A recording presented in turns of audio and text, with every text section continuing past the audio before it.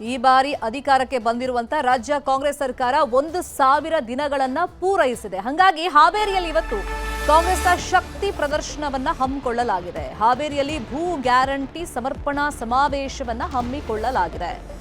ಈ ಕಾರ್ಯಕ್ರಮದಲ್ಲಿ CM, DCM, AICC ಅಧ್ಯಕ್ಷ ಮಲ್ಲಿಕಾರ್ಜುನ ಖರ್ಗೆ ಪಾಲ್ಗೊಳ್ಳುತ್ತಾರೆ. ಮತ್ತೆ ಎಲ್ಲಾ ಸಚಿವರು, ಶಾಸಕರು, ಕಾಂಗ್ರೆಸ್ನ ಶಾಸಕರು ಸಮಾವೇಶದಲ್ಲಿ ಪಾಲ್ಗೊಳ್ಳುತ್ತಾರೆ. ಸುಮಾರು 1.10 ಲಕ್ಷ ಫಲಾನುಭವಿಗಳಿಗೆ ಹಕ್ಕುಪತ್ರ ವಿತರಣೆ ಕಾರ್ಯಕ್ರಮವನ್ನ ಹಮ್ಮಿಕೊಳ್ಳಲಾಗಿದೆ. ಭೂಮಿಯ ಹಕ್ಕುಪತ್ರ ನೀಡುತ್ತೆ ರಾಜ್ಯ ಸರ್ಕಾರ. 70,000 ಜನರಿಗೆ ಸಮಾವೇಶದಲ್ಲಿ ಆಸನದ ವ್ಯವಸ್ಥೆಯನ್ನ ಮಾಡಲಾಗಿದೆ. 1,50,000 ಜನರಿಗೆ ಊಟದ ವ್ಯವಸ್ಥೆಯನ್ನ ಮಾಡಲಾಗಿದೆ. ಸುಮಾರು 120 ಕೌಂಟರ್ಗಳಲ್ಲಿ ಊಟದ ವ್ಯವಸ್ಥೆ ಇದೆ. ಸಮಾವೇಶದ ಭದ್ರತೆಗೆ ಅಂತ ಹೇಳಿ ಪೊಲೀಸರನ್ನ ನಿಯೋಜನೆ ಮಾಡಲಾಗಿದೆ.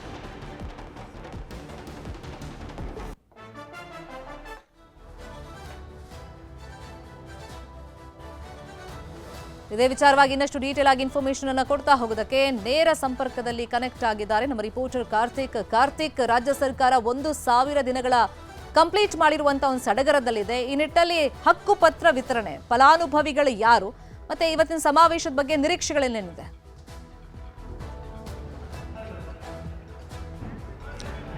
ಶರ್ಮಿತಾ ಶೆಟ್ಟಿ, ರಾಜ್ಯ ಕಾಂಗ್ರೆಸ್ ಸರ್ಕಾರ ಅಧಿಕಾರಕ್ಕೆ ಬಂದು 1,000 ದಿನ ಪೂರೈಸಿರುವಂತಹ ಹಿನ್ನೆಲೆಯಲ್ಲಿ ಸರ್ಕಾರ ಬೃಹತ್ ಸಮಾವೇಶವನ್ನು ಆಯೋಜನೆ ಮಾಡಿದೆ. ಭೂ ಗ್ಯಾರಂಟಿ ಸಮರ್ಪಣಾ ಸಮಾವೇಶ ಅನ್ನುವಂಥ ಹೆಸರಲ್ಲಿ ಈ ಒಂದು ಕಾರ್ಯಕ್ರಮ ನಡೀತಾ ಇರ್ತಕ್ಕಂಥದ್ದು ಹಾವೇರಿಯ RTO ಕಚೇರಿಯ ಮುಂಭಾಗದಲ್ಲಿರ್ತಕ್ಕಂತಹ 100 ಎಕರೆ ಪ್ರದೇಶದಲ್ಲಿ ಖಾಲಿ ಮೈದಾನದಲ್ಲಿ ವೇದಿಕೆಯನ್ನು ಕೂಡ ಸಿದ್ಧಪಡಿಸಲಾಗಿದೆ. ನಾನೀಗ ಅದೇ ಒಂದು ವೇದಿಕೆ ಮುಂಭಾಗ ಇದ್ದೇನೆ, ನಿಮಗೆ ದೃಶ್ಯಗಳಲ್ಲೂ ಕೂಡ ತೋರಿಸ್ತಾ ಹೋಗ್ತೇನೆ. ಇಲ್ಲಿ ಯಾವ ರೀತಿಯ ಸಿದ್ಧತೆಗಳನ್ನು ಮಾಡಿಕೊಳ್ಳಲಾಗಿದೆ ಅನ್ನುವಂಥದ್ದನ್ನು. ಸುಮಾರು 70,000 ಜನರಿಗೆ ಆಸನ ವ್ಯವಸ್ಥೆಯನ್ನು ಕೂಡ ಈ ಒಂದು ಸಮಾವೇಶದಲ್ಲಿ ಮಾಡಿರ್ತಕ್ಕಂಥದ್ದು. ಪ್ರಮುಖವಾಗಿ ಸರ್ಕಾರ ಅಧಿಕಾರಕ್ಕೆ ಬಂದು 1,000 ದಿನ ಪೂರೈಸಿರುವಂಥ ಕಾರಣಕ್ಕಾಗಿ ಬೃಹತ್ ಸಮಾವೇಶದ ಮೂಲಕ ಶಕ್ತಿ ಪ್ರದರ್ಶನವನ್ನು ಮಾಡೋದಕ್ಕೆ ಕಾಂಗ್ರೆಸ್ ಸರ್ಕಾರ ಮುಂದಾಗಿದೆ. ಈ ಒಂದು ಸಮಾವೇಶವನ್ನು ಕಂದಾಯ ಇಲಾಖೆ ಹಾಗೂ ಹಾವೇರಿ ಜಿಲ್ಲಾಡಳಿತದಿಂದ ಆಯೋಜನೆಯನ್ನು ಮಾಡಿರುವಂಥದ್ದು.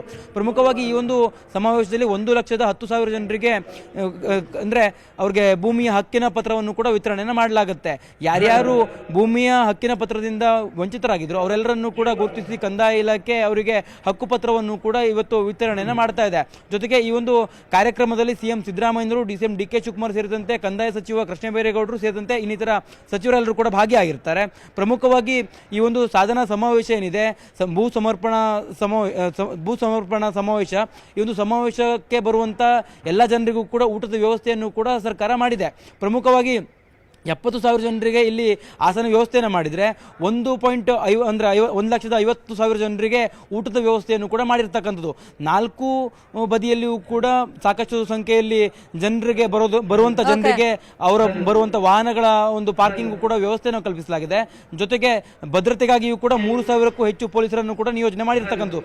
5 ಜಿಲ್ಲೆಯ ಪೊಲೀಸರನ್ನ ಇಲ್ಲಿ ನಿಯೋಜನೆಯನ್ನು ಕೂಡ ಮಾಡಿರ್ತಕ್ಕಂಥದ್ದು. ಯಾವುದೇ ರೀತಿಯ ಅಹಿತಕರ ಘಟನೆಗಳಾಗಬಾರ್ದು ಅನ್ನುವಂಥ ನಿಟ್ಟಿನಲ್ಲಿ ಶರ್ಮಿತಾ ಶೆಟ್ಟಿ ಸಾಕಷ್ಟು ಸಿದ್ಧತೆಗಳನ್ನು ಕೂಡ ಮಾಡಿಕೊಳ್ಳಲಾಗಿದೆ.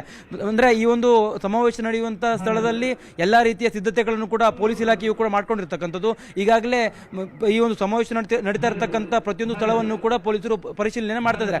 5 ಜಿಲ್ಲೆಯ 3,000ಕ್ಕೂ ಹೆಚ್ಚು ಪೊಲೀಸರನ್ನ ಈಗಾಗಲೇ ಭದ್ರತೆಗೂ ಕೂಡ ನಿಯೋಜನೆ ಮಾಡಿರ್ತಕ್ಕಂಥದ್ದು. ಬೆಳಿಗ್ಗೆ 11 ಗಂಟೆಗೆ ಸಮಾವೇಶ ಆರಂಭವಾಗುತ್ತೆ. ಸಿಎಂ ಸಿದ್ದರಾಮಯ್ಯರು ಹಾಗೂ ಡಿಸಿಎಂ DK ಶಿವಕುಮಾರ್ ಸೇರಿದಂತೆ ಸರ್ಕಾರದ ಎಲ್ಲ ಸಚಿವರುಗಳು ಕೂಡ ಈ ಒಂದು ಸಮಾವೇಶದಲ್ಲಿ ಭಾಗಿಯಾಗಿರ್ತಾರೆ. ಶರ್ಮಿತಾ ಶೆಟ್ಟಿ, ಫಾಲೋ ಅಪ್ ಮಾಡೋ ಸುದ್ದಿಯನ್ನು ಥ್ಯಾಂಕ್ ಯು ಕಾರ್ತಿಕ್, ಈ ಕ್ಷಣದ ಮಾಹಿತಿಯನ್ನು ಕೊಟ್ಟಿದ್ದಕ್ಕೆ.